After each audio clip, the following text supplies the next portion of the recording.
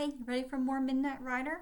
We're up to chapter 737, Godspeed. It was before sunrise on Saturday when Hans crept through the tunnel. The streets were quiet as Hannah made her way through the lanes to Mr. Hubbard's house near the waterfront. Elderly Mr. Hubbard, the cooper, lived above his shop. Hannah knocked loudly on the door and soon heard footsteps approaching. Mr. Hubbard opened the door in his nightclothes and looked at Hannah without recognition. She had only met him a few times at church, and he didn't identify her in the disguise as Hans. "What is it?" he asked as he peered into the darkness. "I'm Caleb's cousin Hans," she answered with a boy's voice. "I've come to see Will. Sir, it's urgent." Mr. Hubbard stood aside and waved her in. "He's in the garret, and sick he is with his bad foot. I'm not sure he's awake at this hour." "Please come with me, Mr. Hubbard. I need to speak with both of you." Mr. Hubbard carried a lantern in front of him as they climbed up the narrow staircase to the attic, where Will was lying on a straw mattress. The room had only one window, and bales of hay surrounded the walls to keep out the cold. "Dear, dear Will," she whispered as she moved to his side. "It's me, Hannah." Mr. Hubbard inhaled a sharp breath. "Hannah, you're a girl?" "Yes, and quite a girl she is, sir," said Will.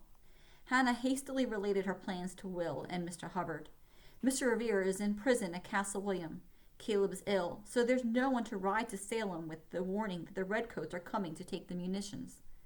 "Surely you cannot go," Mr. Hubbard exclaimed. "It's dangerous for a girl in these times." "Can you ride to Salem?" Hannah asked him. "No, not at my age," he said with dismay.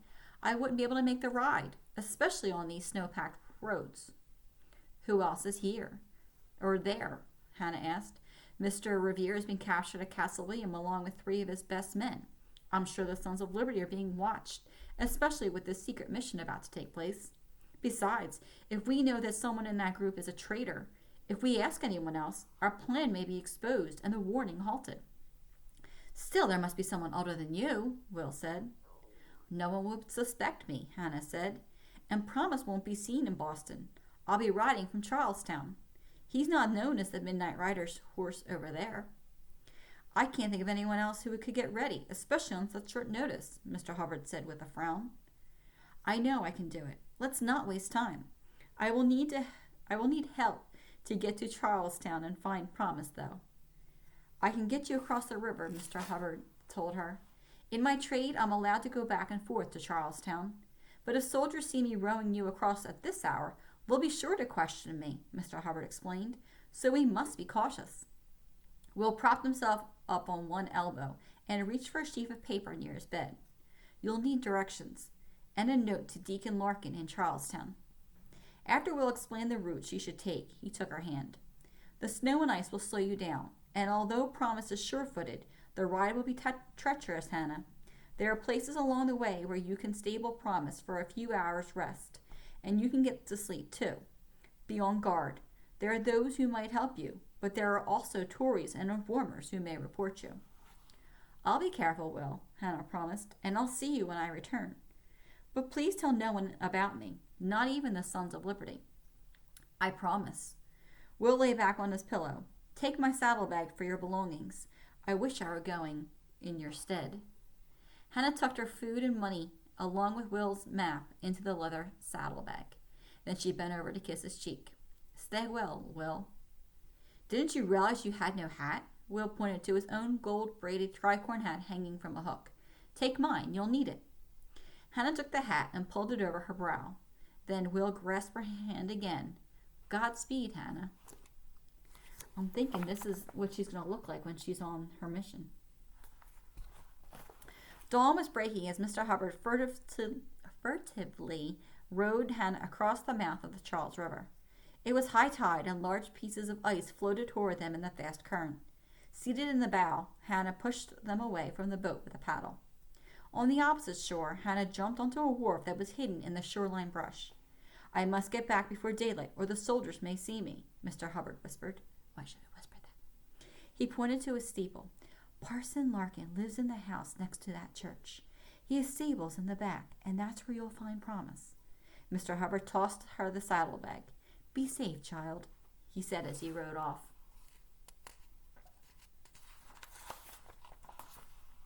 Hannah made her way up the cobblestone street to the rear of the parson's house. She proceeded over the icy walkway to the back door and knocked. A woman answered the door and peered out. "Who is calling this early in the morning? Why, it's not even light yet." Hannah spoke softly in Hans's voice. "I have an urgent letter from Will Sampson requesting that you give me his horse for the next few days." She held out Will's letter. The woman took it and closed the door. Soon a kindly-looking gentleman opened it again. "Come with me, Hans," he said, leading her to the barn behind their home. Snow reflected on the rosy winter sky. The air was bitterly cold, and Hannah could see her breath rising in small white puffs. The parson pulled open the door, and Hannah felt the warmth from the barn and smelled horses. Promise was peering out from a nearby stall. "Oh, my Promise!" she exclaimed, remembering to use her male voice. "Will said in his letter that you are familiar with Promise and an expert horseman." "Yes, sir. Promise used to be my horse." Hannah went to the stall and Promise nuzzled her hand. "See, he knows me." Deacon Larkin nodded. He put the blanket and saddle on the horse, buckled on the saddlebag, and led Promise out of the barn. Hannah mounted quickly, and the deacon watched as she rode out of the yard and up the road. "Godspeed on your journey, Hans." Chapter 38. The Journey. Promise pranced along the road with a carefree gait, delighted to be out of the closed barn in the fresh cold morning. Hannah felt the same sense of exhilaration as her horse, free at long last from the confines of the province house. Perhaps she and Promise would never go back. But then she remembered Catherine, and Will, and Caleb. They would surely be questioned if she disappeared, especially if her warning to Salem was successful. She pushed those dangerous thoughts of escape from her mind. The roadway narrowed as she left Charlestown and moved into the quiet of farms and small villages. Hannah paused at junctions to read the wooden arrows and carved granite markers that directed riders to towns. When carriages or shays passed her, Hannah pulled Promise to the side of the road with the tip of her hat and waved them on. Promise trotted along the dirt roads, but after an hour or two, Hannah reined him to a stop, dismounted, and stretched. She had not ridden in several weeks and was becoming saddle-sore. She ate her meat and cheese, then half the apple. She gave the other half to Promise. "Good boy," she said, rubbing his neck. Hannah had been concentrating on the landmarks Will had noted on the map, so she hadn't noticed the clouds gathering. She frowned as snowflakes spattered on her face. Was a storm brewing? She couldn't even be halfway to Salem yet. If she were held up by a storm, she might not get there in time. She mounted Promise and clicked her tongue. "Giddy up, Promise. We have to pick up our pace or we won't make it to Salem tonight." The country roads were rutted from an earlier thaw that had later refrozen, and it was hard to see the uneven ground beneath the gathering snow. Promise, always sure-footed on even turf, stumbled several times during the next few miles. Hannah pulled on the reins and the horse slowed to a walk. "Whoa, boy! We must be more careful. No matter what happens, I don't want you to be hurt." The snowfall became heavy. Snowflakes froze on Hannah's eyelashes, blocking her view. When they came to another fork in the road, Hannah unfolded the map, which had become damp. "Oh, no!" she cried in dismay. "The ink has run. I can't read Will's directions." The granite signpost at the fork was blanketed with snow. Hannah climbed off her horse and brushed the icy sleet from the stone, revealing 2 arrows. The one pointing to the left read Malden, and the one to the right read Sagals. "Which road do we take?" Hannah asked, trying to recall what Will had told her. She stayed there at the crossroads for several minutes while the snow beat down on them. The chilling wind cut through Caleb's heavy coat. Which way to go? With a sigh, Hannah mounted Promise and pulled the reins to the left, toward Malden. She tapped Promise lightly with her heel. To her surprise, Promise balked at her command and tossed his head, flinging a spray of snow from his mane onto Hannah's face. "What's wrong, boy?" Hannah asked. "We've got to keep moving. Giddy up, Promise." But Promise tossed his head again and pawed the ground. "Don't you want to go to Malden?" Hannah asked in a gentle voice. Promise stood as if frozen. Once again, she tugged the reins to the left. This time, Promise pulled to the right. "We should take the other road? Is that what you're trying to tell me?" She pulled the reins to the right, and Promise obediently moved in that direction. "Oh, I see," she exclaimed. You know the road to Salem. What a clever horse you are. She leaned over to pat the horse's neck. Good boy. The snow was deeper now, and ice was hidden beneath it.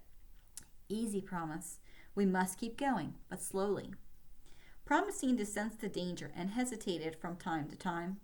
Sometimes he slipped on the ice under the snow, but he quickly regained his footing. The wind gusted, blowing snow and snapping limbs from the trees that arched over the roadway. Crash! A large branch split off an oak tree and hurtled to the ground directly in front of them, blocking their path. Promise reared and then stopped abruptly. Hannah dismounted. She grasped a branch and pulled the heavy bough off to the side of the road. Where were they? She hadn't seen a farmhouse or any signs of life for a long time. Had Promise chosen the right road? Her whole body was cold and aching. There had to be a wayside inn somewhere nearby where they could find shelter and warmth, if just for a few hours. She led Promise beyond the tree limbs scattered on the roadway and trudged beside him for a while. It was late afternoon now, and clouds darkened the twilight. Hannah longed to give in to her own weariness. Finally, as they rounded a bend, she saw a large building with light in the windows and smoke rising from the chimneys. She prayed that this might be an inn. As she approached, she saw a sign above the door, Great Elm Tavern. Thank you, good Lord, she whispered. Hannah left Promise with a cheery stable hand, who immediately removed the saddle and saddle blanket, rubbed Promise down, and covered him with a dry mantle. I'll give him some oats and a little water. He'll be fine for the night, sir. I won't be staying all night, Hannah said. Just long enough to rest up a bit. We're heading for Salem. Is it much farther? In good weather, an hour's ride. But with the snow? He shrugged and checked Promise's shoes. He's done all right, considering the condition of the roads. Where'd you come from? Charlestown. Long ride on a bad day. I'll get a bed and something to eat, she said. Then we'll be off again. Hannah petted Promise, who rested his head on her shoulder. She took the saddlebag and went into the inn. Groups of men sat by the fireside, smoking pipes and drinking from large mugs. They looked up as she entered, then went back to their conversations. The innkeeper, a tall woman wearing an apron over her homespun dress, approached Hannah. What can I get you? She asked. Food, Hannah answered in her male voice. We have a pork pie tonight, the woman said. Hannah found a table and sat facing away from the men at the hearth. In a small while, the innkeeper brought a hot pie with thick, flaky crust. Where were you brought up? She said with a sniff as she poured cider into a mug and set it on the table. Remove your hat like a proper gentleman. Sorry, Hannah responded, removing Will's hat but lowering her head. She prayed silently that the woman would not see she was a girl. The hot fire warmed the room so well that she wished to remove Caleb's topcoat, but she kept the collar turned up around her face. Hannah hadn't realized how hungry she was, and she gobbled up the pie. She would have loved a pot of tea, but drank the hard mulled cider as a young man would. She began to feel sleepy and wondered how much a bed would cost. A sign on the wall read, 1 to a bed, 2 shillings. 2 to a bed, 1 shilling. 3 to a bed, 6 pence. Hannah had the £10 note in her saddlebag. She could afford the best. I'd like a bed to myself. There are none left, the woman said. Everyone's stopping here due to the storm. All we have is a 3-man bed. I'll pay 4 shillings for a bed, Hannah said quickly. I told you there are none. How would a man respond to such an indignity? Hannah plunked Will's hat on her head, pulling it low over her eyes. Then she stood up and crossed her arms. It is not my custom to share a bedchamber with anyone. If you can't share, you can't sleep here, the innkeeper said, walking off. Hannah yearned for a soft pillow and an hour of sleep. Her body ached, and her eyelids were heavy. She followed the woman across the room. How much will it cost for me to sleep in the barn? The lady looked at her in surprise. The barn? I'd prefer to sleep near my horse anyway, Hannah said. The woman thought for a moment, then said, For 2 pence I'll give you a blanket and pillow, but you must tender the money to me now. For all I know, you'll get up and leave without paying. Very well, Hannah agreed. She paid for her supper, Promise's keep, and the bed in the barn, then left the tavern with a quilt and pillow. In the stable, she climbed onto a stack of hay in the corner near Promise and was soon fast asleep. When Hannah awoke and she remembered where she was, she jumped up. How long had she been sleeping? Had she slept through the night? Would she be able to get to Salem in time? After all she had gone through to warn Salem, had she missed her goal because of sheer laziness? She ran to a window and saw with dismay that it was dawn. Angry tears spilled from her eyes. She darted into Promise's stall and buckled the blanket, saddle, and saddlebag onto his back. She then pulled on Caleb's coat and Will's hat and led Promise out of the barn. "We must go quickly," she whispered as she swung herself up to Promise. "Giddy up, boy!" She tapped her heel and Promise lunged forward into a brisk trot. The morning was bitter and smoky clouds puffed from Promise's nose. Had no time to search out landmarks. She had to trust that Promise knew the way. She would let him have his head and find his way home to Salem. "Hurry, Promise, hurry!" Within an hour the sun had risen, casting the shadows of the trees on the snowy landscape. When they crossed over a brackish inlet, Hannah caught the scent of the sea. "I know where we are!" she exclaimed, shifting her weight forward. "We're almost to Salem! We're almost home!" Feeling her excitement, Promise sprang forward into a full gallop. But no sooner had he changed his gait than he slipped, falling to the ground on his front legs. Hannah was thrown forward into the snow. "Promise!" she screamed, jumping up. Promise thrashed about on the slippery ice, trying to raise himself. Hannah ran to him, drawing off her jacket. She placed it over him and lay on the horse to keep him still, murmuring soft words. "You'll be all right," she said. "Stay quiet, Promise." After the horse calmed down, Hannah took her jacket and placed it under his feet to give him safe footing. Then she took hold of the bridle and gave it a gentle tug. Promise struggled, and after a few attempts, he was able to pull himself erect. But he was holding his right foreleg off the ground. "Oh, my boy!" Hannah cried. "I was in such a hurry, I forgot about the ice under the snow." Fearfully, she examined the horse's leg. "The bone doesn't seem to be broken. You'll be all right, my sweet, wonderful horse," she said reassuringly. But she knew by the way Promise was holding his leg that something was very wrong. And that's where we'll end for today. Hope you enjoy these chapters. I'm wondering what's going to happen to Promise, and does she get there in time to give everybody warning? We'll find out.